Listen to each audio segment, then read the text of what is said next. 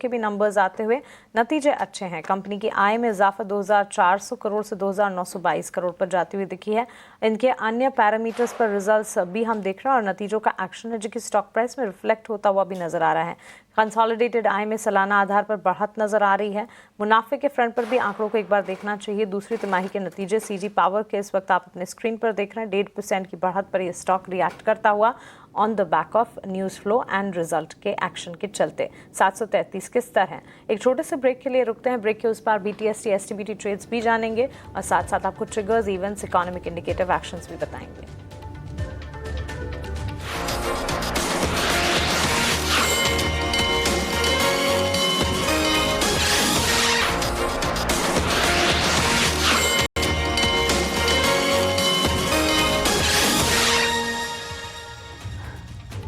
Break के बाद स्वागत है आपका। आप देख रहे हैं क्लोजिंग कॉल। सोमिल मेहता और आस्था जैन हमारे साथ बने हुए हैं। करीब 3:12 हो रहे हैं। आइए बीटीएसटी एसटीबीटी ट्रेड्स हमारे एक्सपर्ट से समझने की कोशिश करते हैं। सोमिल, शुरुआत आपसे करना चाहेंगे। बाजार में इस वक्त मोमेंटम तो है अच्छी खासी मजबूती के साथ। रिसर्च बैक्ड अगर हम देखें तो कई सारे स्क्रिप्ट्स हैं जहां पर एंट्री अपॉर्चुनिटीज भी मिल रही है। अंडरटोन बुलिश है। क्या कोई बीटीएसटी एसटीबीटी ट्रेड देख रहे हैं आप? एब्सोल्युटली, यहाँ पर मुझे लगता है कि BHEL मुझे बहुत ही अच्छा लग रहा है। एक अच्छा ट्रायंगल पैटर्न ऊपर की तरफ टूटा है। 2040 डेली मूविंग एवरेज के ऊपर ट्रेड कर रहा है। 200 डेली मूविंग एवरेज के ऊपर क्लोजिंग आई है। बहुत समय के बाद ये क्लोजिंग आई है, which is very good sign for the stock. मुझे लगता है कि यहाँ पे जो शॉर्ट टर्म टारगेट्स हैं वो ऑलरेडी 255 के आसपास हैं और जो मीडियम टर्म के टारगेट्स हैं वो अराउंड 270 के आसपास है। तो 270 के टारगेट्स के लिए एक मीडियम टर्म का ट्रेड ले सकते हैं with a stop loss of 235। 235 का स्टॉप लॉस, ये एक राय बीटीएसटी के तौर पर सोमिल की तरफ से हमें मिलती हुई। आस्था, आप बताइए आपकी तरफ से कोई बीटीएसटी या एसटीबीटी ट्रेड?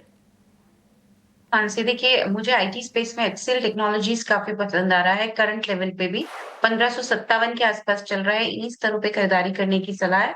स्टॉप लॉस 1510 का रहेगा और जो अब इसमें टारगेट्स हमको देखने को मिलेंगे वो तकरीबन यहाँ पे हम मान के चल सकते हैं 1620 और 1630 के रहेंगे।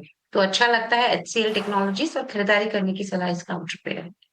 Before we let you go, आपने आईटी सेक्टर का जिक्र किया है तो जेंजा टेक्नोलॉजीज पर भी एक राय दीजिएगा। एक रेंज में फंसा रहता ही ये स्टॉक। आज के सत्र की ही अगर बात करें, गया था 811 के लेवल्स के आसपास, लेकिन उसके बाद वापस से गेंस फ्रेजल आउट होते हुए अगर किन्हीं की पोजीशन है तो फिर वो क्या करें? होल्ड करना चाहिए क्योंकि दायरे में आपने बिल्कुल सही बताया मानसी। और ये जो दायरा बना हुआ है ये 780 से 830, 780 से 830 के बीच का है। लेकिन जो बायसनेस है, जो झुकाव है, वो अपसाइड की तरफ है। इसलिए होल्ड करने का कैंडिडेट है। नई खरीदारी के लिए रुक जाए, पर होल्ड बिल्कुल किया जा सकता है। स्टॉप लॉस इसमें मेंटेन करा जाएगा 780 का।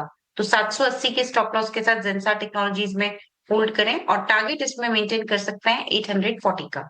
ओके, 840 तक के लेवल्स भी यहाँ पर नजर आ सकते हैं। पोजीशन अगर है तो उसे इंटैक्ट रखने की राय फिलहाल मिलती हुई। आस्था, बहुत शुक्रिया आपका हमारे साथ जुड़ने के लिए, सवालों के जवाब देने के लिए और मार्केट पर अपनी एनालिसिस हमारे साथ शेयर करने के लिए। Thank you so much. Have a nice day to you.